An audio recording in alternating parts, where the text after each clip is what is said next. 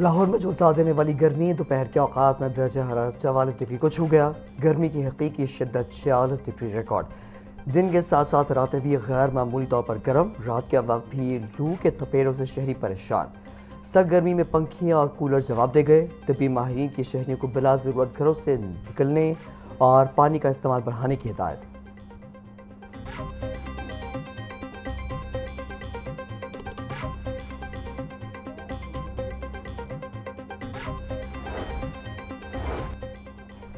گرمی کے ستائش شہریوں کے لیے اچھی خبر، آج سے 13 جون تک بارش کا امکان۔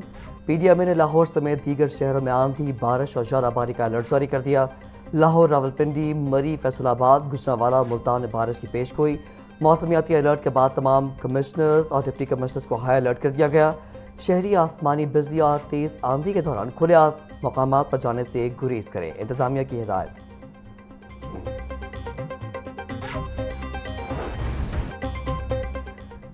شدید گرمی نے بجلی کے ترسیلی نظام کو بھی متاثر کر دیا۔ لیسکو ریجن کے مختلف علاقوں میں بجلی کی غیر اعلانیہ بندش کا سلسلہ جاری۔ لیسکو کی بجلی کی طلب 3550 میگا واٹ سے تجاوز کر گئی۔ دیہی علاقوں میں تکنیکی خرابیوں کے باعث گھنٹوں بجلی بند رہنا معمول بن گیا۔ امامیہ کالونی، شالیمار، سلامت پورہ، واٹن اور بھٹا چوک میں لوڈ شیڈنگ جاری۔ عامر روڈ سمیت لاہور کے متعدد علاقوں میں بجلی کی طویل بندش سے شہری پریشان۔ کفایت شعاری اقدامات کی مدت میں 30 جون 2026 تک توسیع۔ گروسری اور کریانہ سٹورز کے بند ہونے کا وقت رات 10 بجے تک بڑھانے کا فیصلہ۔ نائب وزیر اعظم اسحاق ڈار کی زیر صدارت ایندھن کے تحفظ اور اضافی کفایتی اقدامات کی نگرانی سے متعلق اجلاس۔ کمیٹی نے کفایت شعاری اقدامات سے متعلق اپنی سفارشات کو حتمی شکل دی۔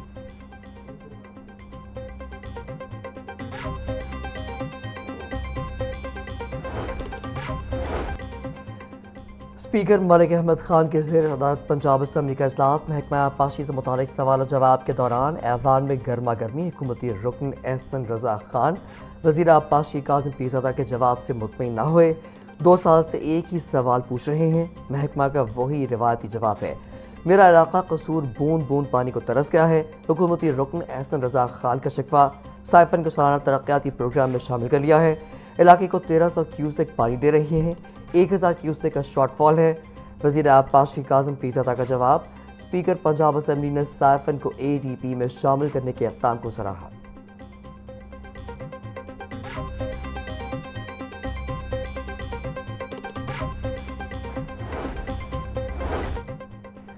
ترمیمی شق پر بحث کے دوران حکومتی وزیر اور اپوزیشن رکن میں تلخ کلامی۔ اپوزیشن رکن شیخ امتیاز کی طویل تقریر پر وزیر پارلیمانی امور مجتبیٰ شجاع الرحمان برہم، یہ اتنی لمبی بات کر کے وقت ضائع کر رہے ہیں، ساتھ والے ہنس رہے ہیں، یہ کیا ہے؟ مجتبیٰ شجاع الرحمان کا اعتراض، میں چاہتا ہوں تو اس بل پر ساری رات بات کر سکتا ہوں، یہ میرا استحقاق ہے۔ شیخ امتیاز کا جواب، ایوان میں شور شرابہ ہونے پر ڈپٹی اسپیکر ظہیر اقبال چنر نے اپوزیشن رکن کو مائک بند کرنے کی دھمکی دے دی۔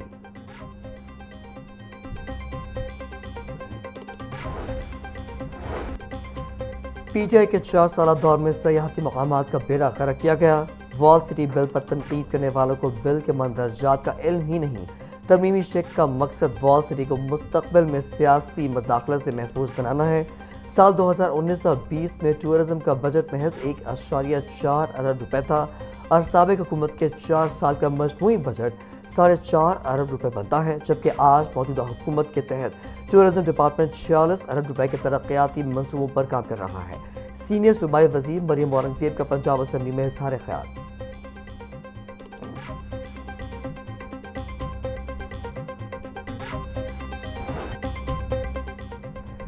غریب عوام پر پاور سیکٹر گردشی قرض کے جال میں پھنس گئے۔ گردشی قرضوں کی ادائیگی کے لیے بینکوں سے لیا گیا قرض بھی جال نہ کاٹ سکا۔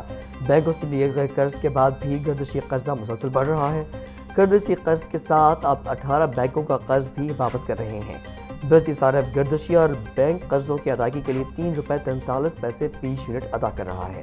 سال 2026 میں پاور سیکٹر کا گردشی قرض 1840 ارب ہو چکا ہے۔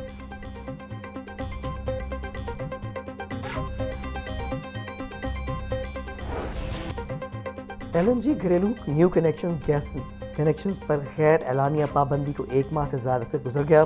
ایل این جی کارگو کی درآمد کے باوجود گیس بحران جاری۔ ذرائع کے مطابق LNG کی محدود درآمد کے باعث تاحال گھریلو نیو کنیکشنز بحال نہ ہو سکے۔ سوئی ناردرن حکام کے مطابق جلد ہی دوبارہ کنیکشنز لگانے کا عمل شروع کر دیا جائے گا۔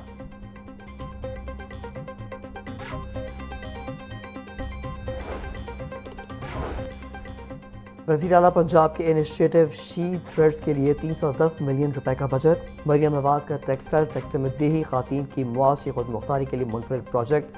شی تھریڈز میں خواتین کو 15,000 ماہانہ وظیفہ اور ٹرانسپورٹ الاؤنس بھی ملے گا۔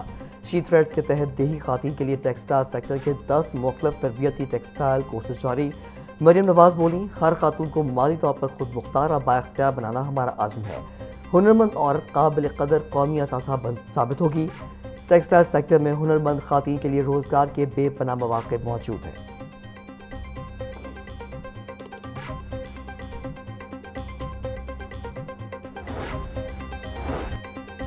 اداکارہ مومنہ اقبال اور لیگی MP ثاقب چدھر کے درمیان تنازع۔ ثاقب چدھر کے وکیل میاں علی اشفاق لائسنس معطلی کی درخواست پر پنجاب بار کونسل پیش۔ ثاقب چدھر بھی پنجاب کا بار کونسل میں پیش۔ ثاقب چدھر کا کہنا تھا، میرے وکیل علی اشفاق نے NCCIA کے باہر جو کچھ کہا وہ میرے کہنے پر کہا۔ میاں علی اشفاق نے خود سے مومنہ اقبال اور رمشا اقبال کے متعلق کچھ نہیں کہا۔ وکیل علی اشفاق نے کہا، وکلاء کی خود احتسابی کا عمل جاری رہنا چاہیے۔ چیئرمین ڈسپلنری کمیٹی عباس چدھر کا کہنا تھا، کیا ایک وکیل کلائنٹ کی بات میڈیا پر کر سکتا ہے؟ آپ نہیں سمجھتے ایک وکیل کی حد ہونی چاہیے یا نہیں؟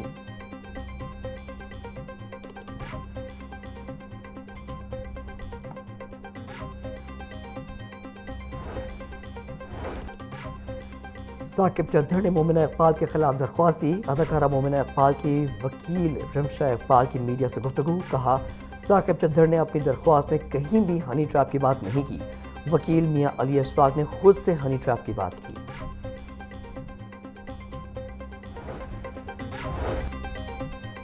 میاں علی اشفاق اور رمشا اقبال کا لائسنس معطل کرنے کی درخواست۔ پنجاب بار کونسل کی ڈسپلنری کمیٹی نے دونوں وکلاء کو میڈیا پر بات کرنے سے روک دیا۔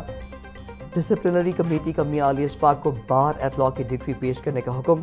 چیئرمین ڈسپلنری کمیٹی عباس علی چدھر کی سربراہی میں 4 رکنی کمیٹی نے کیس کی سماعت کی۔ رمشا اقبال وکیل ہوتے ہوئے آسٹریلیا میں ملازمت کرتی رہیں، جو خلاف قانون ہے۔ وکیل میاں علی اشفاق کا الزام۔ جواب میں رمشا اقبال نے کہا، ملازمت کے الزامات بے بنیاد ہیں۔ آسٹریلیا میں پڑھائی کے ساتھ صرف اضافی گھنٹے کام کیا۔